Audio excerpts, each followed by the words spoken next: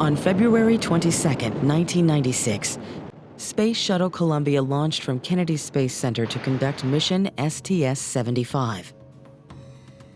The mission had one primary goal. They were to deploy a satellite at the end of a 12.9-mile-long tether. The tether was to build a charge from the electrically charged layer of Earth's atmosphere called the ionosphere. But near full deployment, the tether broke. Shuttle and tether flew apart from each other.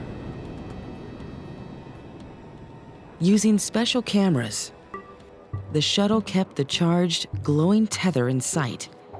Nearly 100 miles away, the tether approached sunrise. As the shuttle watched from night's darkness, the tether was swarmed.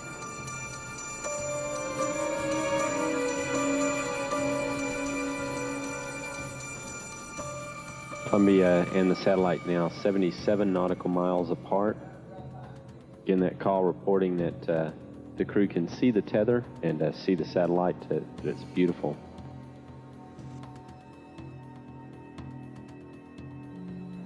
The satellite, again, just moving into sunrise. 81 nautical miles now from Columbia.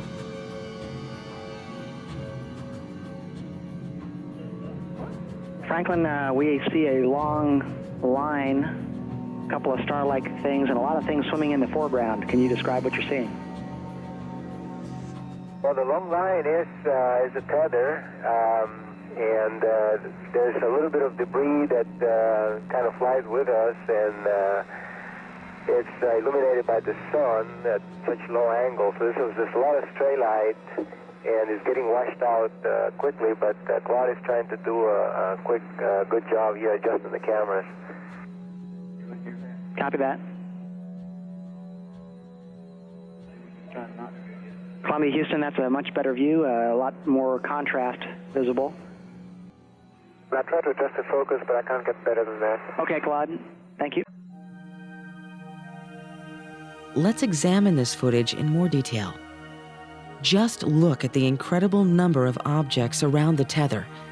As the tether nears them, they seem to swarm it like curious creatures.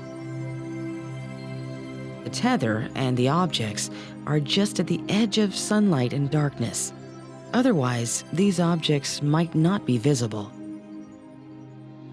The objects are 88 to 100 miles away from the shuttle, as a microscope may give only a blurry view of microbial life. The shuttle's cameras may be showing just a hint of these atmospheric objects. We are probably seeing just part of their full structure. The objects pulse as if using a ring of muscle to propel themselves. For objects so large, the speed of this pulsing movement is amazing. Compare the movement of one of these objects with the movement of an atmospheric sprite. Could these atmospheric phenomena be the same or related? The objects around the tether change direction. Some seem to swerve to avoid each other. These objects clearly pass behind the 12-mile-long tether. These objects may be dozens of miles across. A twist of fate saved this footage from oblivion. A program director at a Canadian public access cable station used their satellite access to record hundreds of hours of NASA transmissions. He observed and shared many puzzling events, including the tether incident.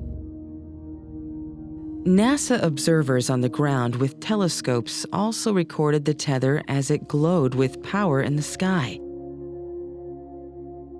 Note this squid-like object that seems to change direction to inspect it.